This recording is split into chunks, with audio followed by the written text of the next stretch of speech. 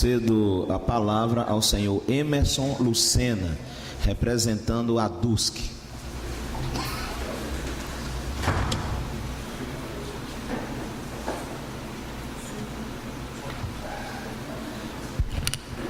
Bom, primeiramente, boa tarde a todos e todas. Quero agradecer o convite feito pelo professor Gurita, né? Conheço como Gurita, vou usar de proformas, né? O presidente da Câmara, Tarcísio, saúdo a todos presentes na mesa, a professora Adélia, Ócio Galvão, nosso companheiro lá da FUSC, os militantes aqui presentes, os estudantes, os servidores técnicos, né, de luta, os demais vereadores aqui presentes, sem delongas, né, os demais cidadãos da nossa cidade de Ilhéus, da região. Agradeço bastante o convite, eu acho muito oportuno. Gostaria de deixar aqui registrado que esse momento ocorra várias vezes e possa aproveitar ao máximo essa importante instituição que é a nossa universidade. Eu queria iniciar dizendo que poucos momentos a cidade de Ilhéus aproveita uma relíquia, e aqui eu não quero enaltecer o meu local de trabalho de uma maneira exacerbada. Eu quero simplesmente me colocar no local devido.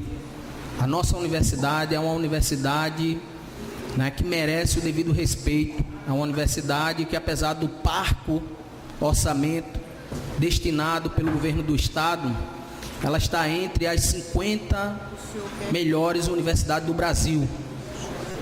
É importante a gente frisar esse aspecto, que parece ser um aspecto técnico, puramente simples, mas se nós observarmos o montante que a UESC recebe, comparado com outras universidades do Brasil, a nossa universidade, ela faz milagres, eu diria para vocês. Milagres em que sentido?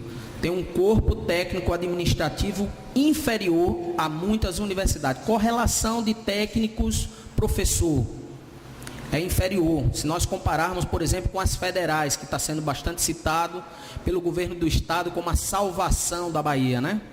Não somos contra a vinda das universidades federais, jamais. Pelo contrário, somos a favor até que venha mais universidades, venha mais escolas, que tenha mais educação, que realmente esse projeto Pátria Educadora, de fato, seja uma pátria educadora, mas não no molde que aí está. Esse é outro ponto que a gente gostaria de frisar. Mas não dá para se falar de pátria educadora que se corta 7 bilhões de reais para a educação. Então venhamos e convenhamos, vamos ser sérios.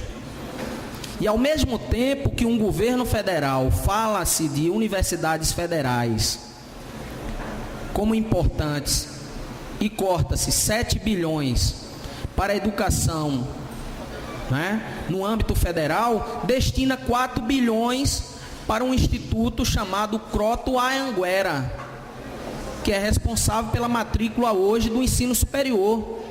Então, quer dizer, uma instituição privada hoje é responsável pela matrícula do âmbito daquilo que o governo chama hoje de matrícula pública.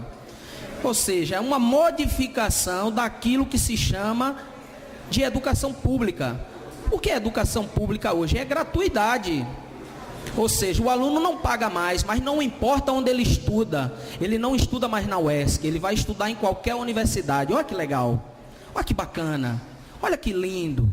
Isso é maravilhoso. Destruição das instituições públicas. Quero denunciar aqui em plenário que isso nada mais é do que retirada de recursos públicos. Por isso que falta recurso para a UESC. Por isso que falta recurso para a UESB, por isso que falta recurso para a UFES, por isso que falta recurso para a UNEB. Então, para vocês não tem mesmo. Esse é o primeiro ponto que eu queria deixar bem claro. Então, planejamento de educação pública nesse país, ele é altroz, ele é destruidor. Não adianta a gente nos esforçar, e aí eu falo de maneira muito, eu diria assim, de empáfia, né? Eu, Adélia e muitos outros aqui, né, dentro da nossa instituição, dioturnamente, trabalhamos lá de 7 horas da manhã a muitas vezes 10 horas da noite, né, doando o nosso sangue pela nossa instituição, usando um crachá com muito orgulho, né, um crachá da nossa instituição com muito orgulho. E nós lutamos por essa instituição com muito orgulho, mas na hora de ter um repasse para que essa instituição ela cresça, como foi muito bem dito aqui pela reitora, né? E ela cresce não porque nos é estimulado a crescer, porque se fosse por estímulos, companheiro, nós não teríamos estímulo nenhum. Me desculpa, nós temos visto os colegas se degladiando dentro de departamento por recursos parcos. Nós temos visto colegas adoecendo dentro da instituição, não é só da UESC. Nas instituições públicas hoje, no Andes, que é o sindicato nacional, do qual a ADUSC faz parte, tem estudos que mostram entre 12% a 23% dos professores estão adoecendo com síndrome de burnout. Tem algum médico aqui? Tem médico? Síndrome de burnout, né? Com problema de depressão, né? Com vários outros tipos de problemas, onde os colegas de trabalho, estresse, síndrome de perseguição e por aí vai. Isso é o quê? Simplesmente não se sente mais à vontade de fazer aquilo que mais gosta. Professor ama trabalhar. Nós não gostamos de fazer greve não, gente. A coisa que a gente menos gosta de fazer dentro da universidade é greve. Por isso que estamos tristes. Não estamos felizes de fazer greve como se coloca aí, não. Ah, eles são porra loucas, né? São malucos, grevistas, né? Estão querendo afrontar o governo. Interessante, né? Esses que agora estão no governo faziam greves. Muitas greves, né? Afrontavam outros governos, mas agora nos acusam. Interessante, né? Que virada de jogo, que mudança de discurso. Interessante isso, né? Esse é o segundo ponto que eu queria chamar a atenção. E nos chamam de companheiros numa mesa de negociação, que depois é colocada como um bate-papo, viu, professora Adélia? Quando a gente questionou, cadê a nossa proposta? Não, isso aqui não é proposta, nós não temos proposta, é um bate-papo. Interessante, né? Respeito, uma coisa muito legal. Saímos daqui às pressas para comprar passagem, com o aeroporto com buraco, com um monte de coisa, uma turbulência tremenda para se pousar em Salvador, arriscando a nossa vida para pousar com chuva em Salvador, para bater um papo, né? Interessante isso. Então esse é o segundo ponto, falta de respeito na mesa de negociação. Isso não é respeitoso.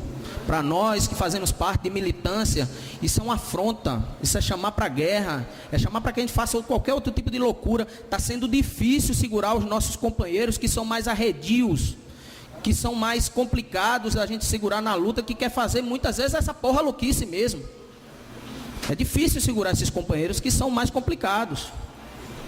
Quando o governo faz esse tipo de irresponsabilidade, isso é irresponsabilidade. Essa é uma segunda denúncia que eu queria fazer aqui perante vossas senhorias. E aí, segunda coisa, não podemos brincar com números. Não podemos brincar com números. Falar de crise é muito fácil. Eu posso chegar aqui para vocês e dizer, olha meu filho, você ganhava. Eu posso dizer isso para o meu filho hoje. Estamos em crise o país. Eu pago uma mesada para o meu filho de R$100. Isso é real, eu estou falando aqui o real. A partir de agora eu digo para o meu filho, não, a partir de agora você vai ganhar R$50. Estamos em crise. Ele vai aceitar isso fácil? Se ele ganhava 100? Ou se ele ganhava 100 eu passo a pagar 80? Ele vai aceitar isso fácil? Não, ele está crescendo, os custos estão melhorando, a namoradinha está aparecendo. É óbvio que ele não vai aceitar isso. É a mesma coisa que o governo está querendo fazer com as universidades. Cresce-se a universidade, amplia novos cursos, como as engenharias.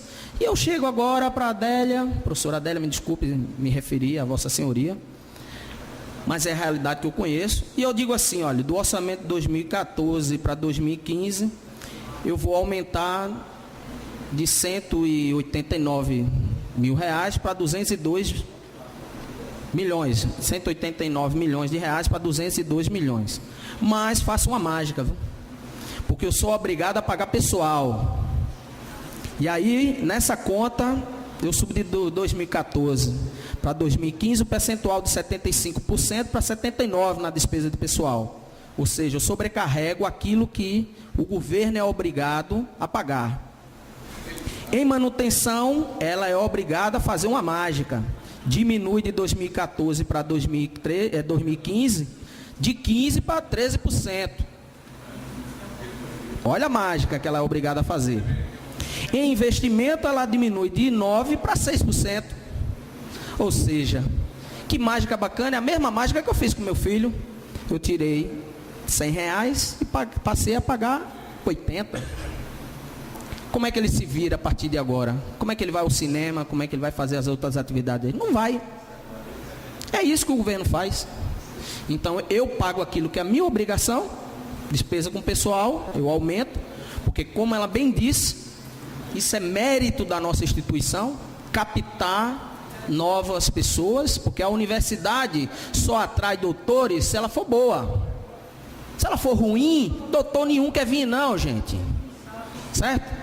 Doutor nenhum quer vir para uma universidade capenga não. Universidade que não atrai.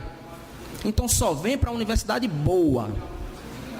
E aí só vem para a universidade boa os doutores. E aí, óbvio, se eu sou doutor, eu vou pagar mais. A despesa pessoal cresce. É a lógica. Isso não precisa ser mágico. E aí a despesa pessoal cresce. Se eu estimulo a criação de novos cursos, a questão das vagas, que é uma das pautas nossas, né? Que aí eu posso entrar já na questão das nossas pautas propriamente dita, que é o quadro de vagas, necessita ser ampliada. Mas olha a perversidade onde ela está. E é perversidade mesmo, é muita ruindeza. E aí a ruindeza é um trocadilho mesmo. Bote o cerebelo aí para funcionar, que vocês vão entender onde está o trocadilho. Nessa ruindeza está o seguinte: para que haja o aumento de 5% da RLI para 7%, não é luxo não. Só pode se ampliar o quadro de vagas das instituições se tiver dotação orçamentária. Muitos dos senhores aqui sabem disso. Só pode se crescer determinada contratação de pessoal se existir o quê? Verba. Se não existir verba, não se contrata. Como é que a universidade vai crescer em cursos se não há dotação orçamentária? Isso é lógica, matemática simples, pura. E aí como é que eu faço? E aí muitas vezes na perversidade faz o quê? No acordo com a instituição. Não, cria os cursos. Pode deixar. Firmamos aqui um comum acordo. Cria os cursos que depois nós damos total apoio, um suporte. Né? E a universidade muitas vezes, naquele bom afã, na confiança, cria-se os cursos, depois não tem o compromisso governamental. E aí ela fica o quê? Muitas vezes nessa pendência para que haja o bom funcionamento dos cursos. Pasme, as engenharias da nossa universidade precisam hoje entre 12 e 17 professores para que elas possam funcionar. 12 a 17 professores. Vossas senhorias que estão aqui, é importante que saibam disso. Então, não é com a greve que ela vai ser prejudicada, não, ela já está sendo prejudicada, as engenharias da nossa universidade. O curso de ciências biológicas, do qual eu faço parte, precisam de mais 4 professores para que o curso de ciências biológicas, licenciatura, funcione. Eu estou citando aqui 2 exemplos, se eu for passar o dia aqui falando, vai ser o dia inteiro. Nossa universidade tem 64 professores na fila de espera de progressão e promoção de carreira. Pasme, são direitos adquiridos. Nós chegamos ao absurdo de ter negociado direito com o Partido dos Trabalhadores. Tem alguma coisa errada aí ou não tem, senhores? Tem alguém aqui do Partido dos Trabalhadores? Oi, companheiros. Eu também já fui do Partido dos Trabalhadores.